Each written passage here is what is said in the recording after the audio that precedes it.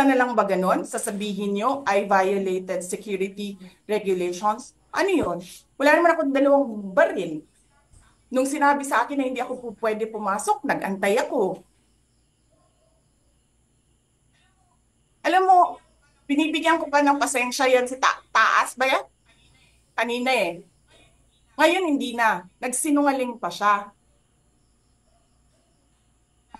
na I refused daw to leave last night when I did not even know na pinapaalis ako. Ang sinabi lang sa akin, papatayin ang kuryente. Which I said, okay lang. Kasi may flashlight naman ako. Hindi ko naman kailangan ng kuryente. Tapos kanina sa media, pinapalabas nila na I locked myself doon sa kwarto. Of course, nag-lock ako kasi natutulog na ako.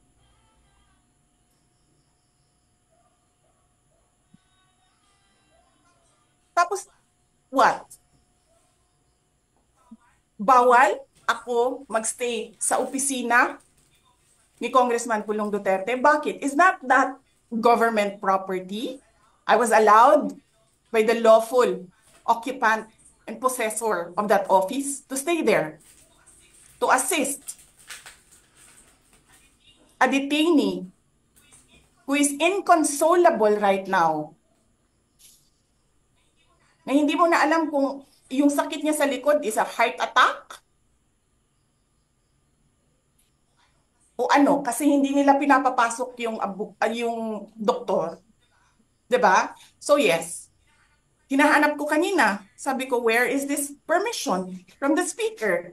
Na meron kayong committee hearing kanina in the dead of the night to give an order na i-commit doon sa correctional facility. And where is the rule that says kapag may violation sa detention facility ay ililipat sa correctional facility? Ano yun? You make rules as you go along? Ano yun? Di ba dapat sa demokrasya, there's a rule of law? And then they make rules as they go along? Kung ano lang, whatever pleases the speaker, get her out of the House of Representatives. Kasi hindi siya dapat nandiyan. Bakit? Pagmamayari niyo ba itong compound na ito?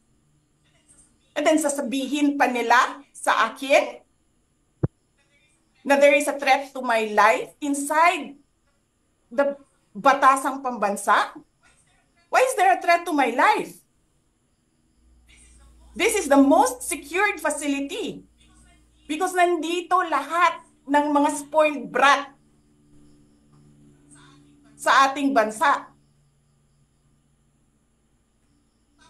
Tapos, sasabihin pa nila, well, pabigat ka sa amin kasi kailangan namin dagdagan ang security mo.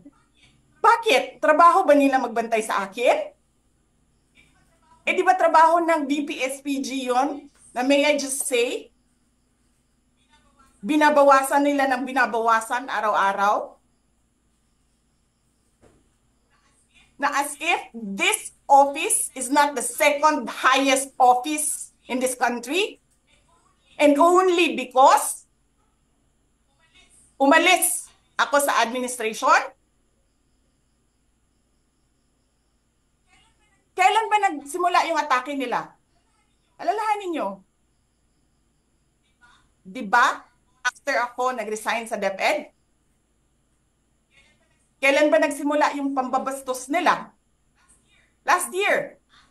After that meeting with the Makabayan Black and Martin Romualdez.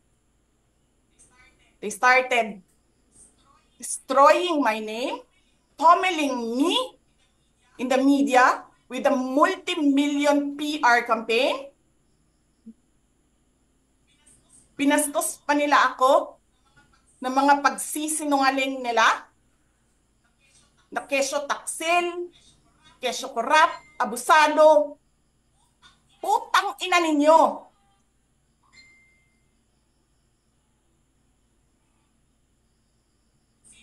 Sino ang korap? Yung mga congressman na yan na nag-hearing, anong sinasabi nila?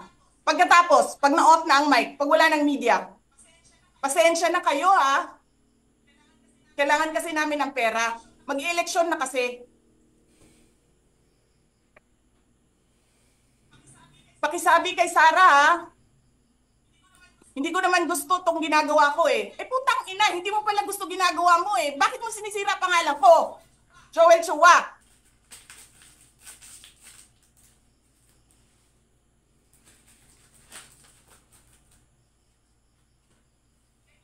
Ganyan. Ganyan ang bansa. This country is going to hell because we are led by a person who doesn't know how to be a president and who is a liar. Alam nyo anong pruweba ko na sinungaling siya? Tinanong ko, dalawang businessman. Matagal na sa negosyo ng bigas. Because I was concerned. This is a campaign promise. 20 pesos na kilo ng bigas. And so, I really sat down and talked to a businessman. Sabi ko, sabihin mo sa akin, kung magagawa ba yung 20 pesos? Sabi niya, hindi. Napaka-imposibleng gawin yan. Because more than 20 pesos ang cost. Paano ka magbenta ng palugi? So, tinanong ko, nagsinungaling ba siya nung sinabi niya? And then he said outright, yes. It's either he did not know what he was talking about, that's so incompetent, or he was lying through his teeth to get the votes of people. Putang ina ninyong lahat. Martin Romualdez, Lisa Marcos, Bongbong Marcos.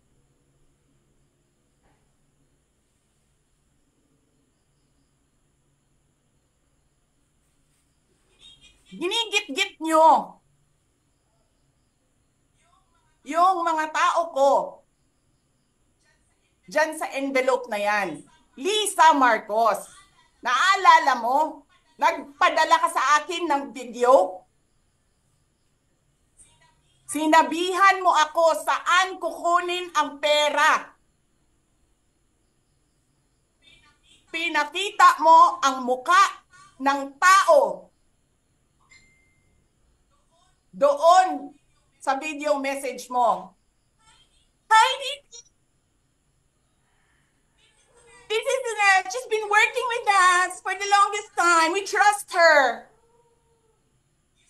You sent me written instructions about money. Millions a month. Anong nakalagay doon sa envelope? DepEd. Anong ginawa ko? Binigay ko sa DepEd. Utak na mo ka.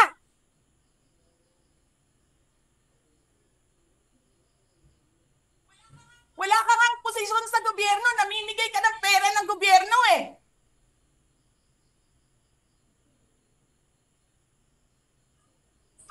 Sirain mo yung tangal ng mga kasama ko sa office of the Vice President.